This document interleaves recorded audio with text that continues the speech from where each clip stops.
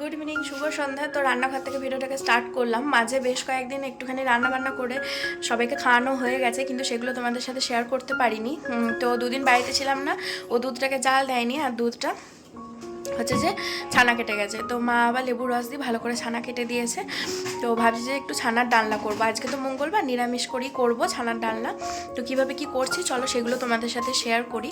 তো দুধটা জাল দেয়নি বলে মা একটু রেগেও গেছিলো, আমিও রেগে গেছিলাম। অবশ্য আমাদেরও বলতে মনে ছিল না, ও তো একটু রাত করে বাড়ি ফিরছিল, তো ওকে আর বলাও হয়নি, আর ও মানে ক্লান্ত থাকতো আর কি। তো যাই হোক, চলো ছানাটা যখন কাটা হয়ে গেছে ছানার ডালনাটা করি, এই প্রথমবারই করব। তো চলো তোমাদের সাথে শেয়ার করি কিভাবে কি করছি। তো এই যে দেখো, ছানাটা একেবারে রেডি হয়ে গেছে। ও বেলায় মা ছানাটা কেটে নিয়ে না একেবারে জলটা ঝরিয়ে নিয়েছিল, তো এই জন্য এখন একটু শক্ত রয়েছে। তো এটাকে ভালো করে হাত দিয়ে সেনে নেব। আর ওদিকে মা গরম গরম লুচির জন্য ময়দা আর আটা মিক্সড করে মাখছে। তো আমি নতুন বলে না মা আমাকে হাতের কাছে সবটাই এগিয়ে দেয়। আর আমি যেহেতু ভিডিও বানাই বলে মা আমাকে বলে যে যতটা হবে আমি তোমার হাতে হাতে এগিয়ে দেব, আর আমার কাজটা যাতে সহজ হয় সেটাই মা লক্ষ্য রাখে। এই দেখো, এখানে আমি ছানাটাকে ভালো করে সেনে নিয়েছি। তারপরে এর মধ্যে আমি দিয়েছি একটুখানি হলুদ গুঁড়ো, চিনি, ধনে গুঁড়ো, জিরে গুঁড়ো, এখানে দিয়েছি লবণ, আর এখানে কাঁচা লঙ্কা কুচিয়ে দিয়েছে মা, আর এখানে 2 চামচ মতো ময়দা দেব। দিয়ে ভালো করে আবার মেখে নেব, যাতে বড়ার আকারে গড়তে সুবিধা হয় সেই জন্য একটুখানি ময়দা দিয়ে দিলাম। এখানে একটুখানি আদা বাটাও দিয়ে দিলাম, তাহলে যখন বড়াটা ভাজবো বড়াটার টেস্টটা অন্যরকম হবে। আর মা দেখো ওখানে আরেকটু লঙ্কা কুচি দিয়ে দিল, একটু ঝাল ঝাল হবে বলে। এই যে দেখো, গোল গোল বড়ার শেপ করে আমি গড়ে নিয়েছি। এবার দেখা যাক ভাজার সময় কেমনভাবে ভাজা হয়। আমার একটাই টেনশন যেন ভেঙে না যায়। তো মাকেও আমি ভিডিও কলে রেখেছিলাম, মাকে আমি দেখাচ্ছিলাম, তারপর একবার দিদিকেও ফোন করেছিলাম। তো আমি যখনই কিছু নতুন রান্না করি বা নতুনভাবে কিছু করার চেষ্টা করি, তো সবাইকেই আমি দেখানোর চেষ্টা করি আর দেখাইও। দেখো এখানে টমেটো, আদা আর কাঁচা লঙ্কার পেস্টটা রেডি করে দিয়েছে মা। আর এখানে মা কাজু আর কিশমিশটাকে কুচি করে দিল। তো এখানে তো এটা পেস্ট হয়েছে, দিয়ে আমি মাকে বললাম যে আর করতে হবে না, তুমি কুচি করে দাও। আর এখানে বড়াগুলোও ভাজা হয়ে গেছে, কেমন লাগছে অবশ্যই জানিও দেখতে। তো আমরা তো কেউ এখনও টেস্ট করিনি, ও যদি আসে ও কি বলবো একটু খেয়ে দেখার জন্য। আর এখানে তেলটা একটু গরম ছিল, মা এখানে দেখো তেজপাতা, গোটা গরম মশলা আর গোটা জিরে এগুলো দিয়ে দিয়েছে। এবার আমি গ্যাসটা অন করে হালকা নাড়াচাড়া করে মশলাগুলো এক এক করে দিয়ে দেব। যেগুলো পেস্ট করেছি সেটা দেব, আর এক এক করে গুঁড়ো মশলাগুলোও অ্যাড করে দেব। এই যে দেখো, এই টমেটো পিউরিটা মানে টমেটো আদা কাঁচা লঙ্কাটার মধ্যে আমি ধনে গুঁড়ো, জিরে গুঁড়ো আর হলুদ দিয়ে দিয়েছি। এখানেই হালকা একটুখানি মিক্সড করে নেবো। তো কড়াইয়ে ওই গোটা গরম মশলা, তেজপাতা আর গোটা জিরেটা একটু নাড়াচাড়া করে এই মশলাটা ওখানে দিয়ে দেবো, দিয়ে তারপরে নাড়াচাড়া করব। তো ওই মশলাটা কষিয়ে আলুটা তারপরে আর একটু মাখা মাখা করে নিয়ে আমি ওখানে কাজু আর কিশমিশ কুচিটা দিয়ে দিয়েছিলাম। তো কাজুগুলো হয়তো ঠাড়ো হয়ে দেখা যাবে, তো যাই হোক খেতে হয়তো ভালোই হবে, আমি জানি না। তো তারপরে ভালো করে জল দিলাম, তারপরে এই বড়াগুলো দিয়ে দিলাম। হালকা একটুখানি ফুটে যাবে, জলটা একটুখানি মাখা মাখা মানে হয়ে যাবে তরকারিটা, তখনই নামিয়ে নেবো। তো বরমশাই আর শাশুড়ি মা তো খেয়ে বলল দারুণ হয়েছে। আর মা এখানে গরম গরম ফুলকো ফুলকো লুচি ভেজে দিয়েছিল। তো লুচি দিয়ে ছানার ডালনাটা খেতে দারুণ লাগছিল। ও যেহেতু আজকে একটু দেরি করে বাড়ি এসছে, তো ওই জন্য ওকে তাড়াতাড়ি খেতে দিয়ে দিলাম। আমাদের এদিকে লুচি মা গরম গরম ভাজছিল, তো আমি মাকে বললাম একসাথেই বসবো, আর ওকে আগে দিয়ে দিয়েছিলাম। তো যাই হোক আস্তে আস্তে খাচ্ছিল, দিয়ে সবাই মিলে একসাথেই খেতে বসলাম। ও খাওয়া শুরু করে দিয়েছিল, কারণ লেট করে বাড়ি ফিরেছে, আর সন্ধেবেলায় তো স্ন্যাক্সে সেরকম কিছুই ও খেতে পারে না, দেরি করে বাড়ি আসে। তো ওকে দিয়ে দেওয়ার পর আমি আর মা এদিকে খেতে বসেছি। তো যাই হোক সব মিলিয়ে ভালোই বানিয়েছিলাম, আর আমি ভাবছি যে রান্নাটা না ভালোই করতে পারবো আশা করি। তো এদিকে দেখো পরের দিনে ওর সাথেই আমি খেতে বসে পড়েছিলাম, ওকেও মা খেতে দিয়ে দিয়েছে আর আমাকেও গুছিয়ে এখানে খেতে দিয়ে দিয়েছে। Morning, welcome back to my channel. আজকে হচ্ছে 3রা জানুয়ারি 2024 সাল। তো আমি এইরকম লাল পাড় ঘিয়ে কালারের শাড়ি পরে রেডি হয়ে গেছি। এটা আমার মা কিনে দিয়েছে, এখানকার মা। নতুন শাড়ি পরে একেবারে রেডি হয়ে গেছি। কেমন লাগছে লুকটা অবশ্যই জানিও। তো চলো তোমাদেরকে সঙ্গে নিয়ে ভিডিওটা স্টার্ট করছি। আশা করি তোমরা সবাই খুব ভালো আছো, আমিও ভালো আছি। তো 3রা জানুয়ারি এই জন্যই বললাম, মা শারদা মায়ের জন্মদিন। তো সেখানে আমরা সবাই মিলে যাচ্ছি, আমি, মা আর মায়ের চেনা জানা একজন ম্যাডাম আছেন। তো তিনজন মিলে যাচ্ছি। আর কে কে যাবে আমি এখনও বুঝতে পারছি না। তো চলো সবটাই তোমাদের সাথে শেয়ার করব। আমরা যাচ্ছি এখন আসানসোল। আমি তো এখন রয়েছি রানীগঞ্জে, যাব হচ্ছে আসানসোল।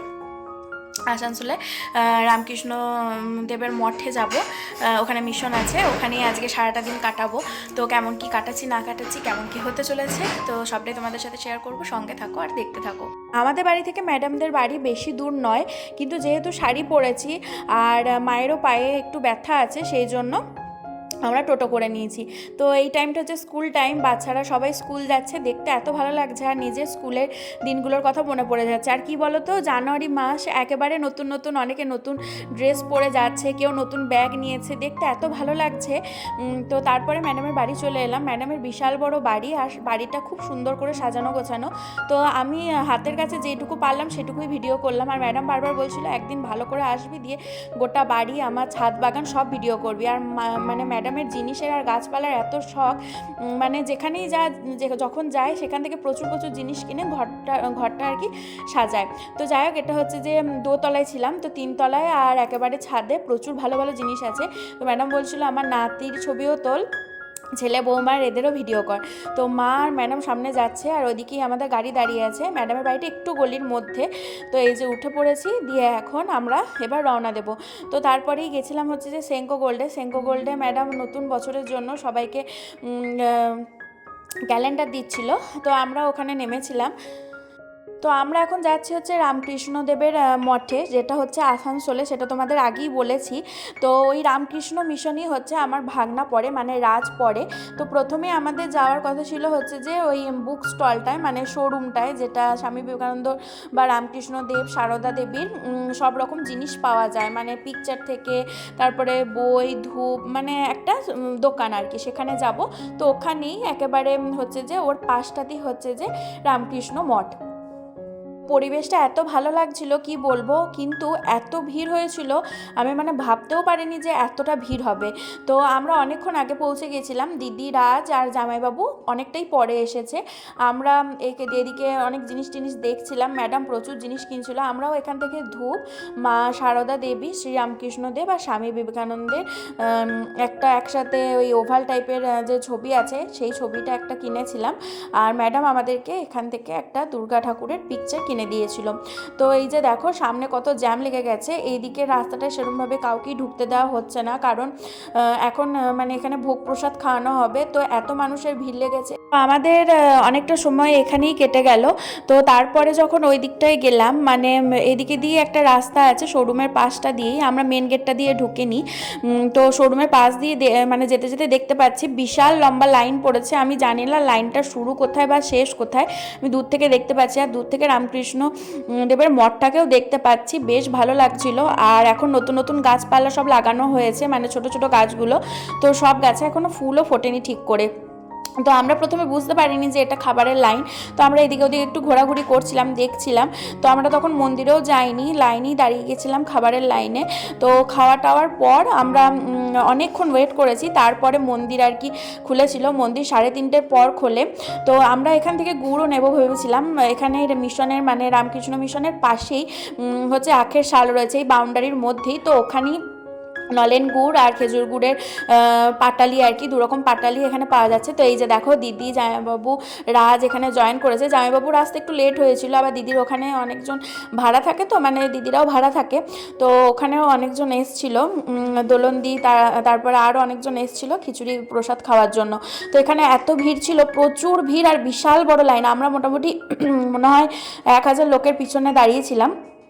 তো যাই হোক, অবশেষে খাওয়া দাওয়ার পর আমরা একটুখানি বসে ওখানে রেস্ট নিলাম। তারপরেই মন্দির প্রাঙ্গণ খুলে দিয়েছিল। তো মন্দিরের ভিতরটা দেখো কত সুন্দর, মানে দেখেই মন মানে ভরে যাবে। কত মানুষ এখানে বসে রয়েছে, সত্যিই বসে থাকার মতো। যদি মানে বাড়ির কাছেও তো এখানে গিয়ে বসে থাকাই যেত, এত সুন্দর লাগছিল। আর এখানে একজন হরে কৃষ্ণ মানে গাইছিলেন আর কি, কীর্তন গাইছিলেন। তো এটাও শুনতে বেশ ভালো লাগছিল।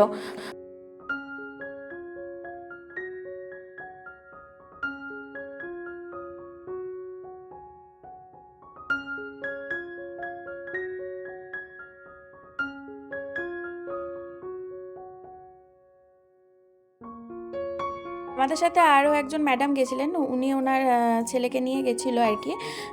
তো সবাই মিলে খুব মজা করা হলো আর এখানে দর্শনও করা হলো। আমি তো ভেবেছিলাম মন্দির বন্ধ হয়ে গেছে, হয়তো আমি ভিতরটা দেখতেই পাবো না। তো যাই হোক, শেষ পর্যন্ত বসে থেকে সব কিছু দেখা করি, তারপরেই আসতে পারলাম, মানে সব কিছু দেখে তারপরে আসতে পারলাম। বেশ ভালো লাগছিল। আর মন্দিরটা যেহেতু অনেকটা উঁচুতে, তো ওখান থেকে বাইরের ভিউটাও বেশ ভালো লাগছিল।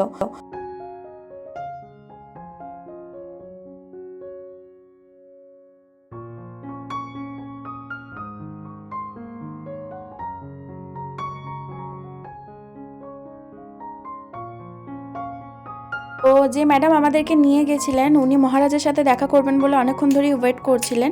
তো আমাদের এদিকে তো সব কিছু দেখা হয়ে গেল। তো আমরা এখানে মন্দিরের ভিতরেই ওয়েট করছিলাম, মানে এই বাইরেটা করে, মন্দির থেকে নামিনি। তো এই যে ইনি হচ্ছেন মহারাজ, তো ওনার সাথেও দেখা হয়ে গেল। ইভিনিং, শুভ সন্ধ্যা। তো আমি তো গেছিলাম রামকৃষ্ণ মিশন আশ্রমে, তোমরা দেখেইছো, খুব ভালো দিনটা কাটলো। তো বাড়ি এসে ফ্রেশ হয়ে তোমাদের সামনে ভিডিওটা নিয়ে হাজির হয়ে গেলাম। চুলটা সাইড দিয়ে বেনুনি করে নিয়েছি, প্রচুর জট পড়ে গেছিলো, কারণ এদিকে রাস্তাঘাটে প্রচুর ধুলোবালি। আর এদিকে বাড়ি আসার সাথে সাথে মাও ফ্রেশ হয়ে গরম গরম কফি করেছে, সাথে আমাকে বিস্কিট দিয়ে দিয়েছে। চিড়ে ভাজা প্যাকেটটাকে নিয়েই বসেছি, দেখি কি খাই। গরম গরম 2 কাপ কফি নিয়ে নিয়েছে, আমাকে ক্রিম ক্যাকার বিস্কিট দিয়েছে। আর এখানে এই যে চিড়ে ভাজা আরও অনেক রকম বিস্কিট রয়েছে, যেটা মনে হবে সেটা নেব। তাহলে চলো, আজকের ভিডিওটা এতদূর পর্যন্তই। তোমাদের কেমন লাগলো অবশ্যই জানিও। দেখা হবে একটা পরবর্তী নতুন ভিডিওতে, নতুন ব্লগে। ততক্ষণের জন্য বাই বাই।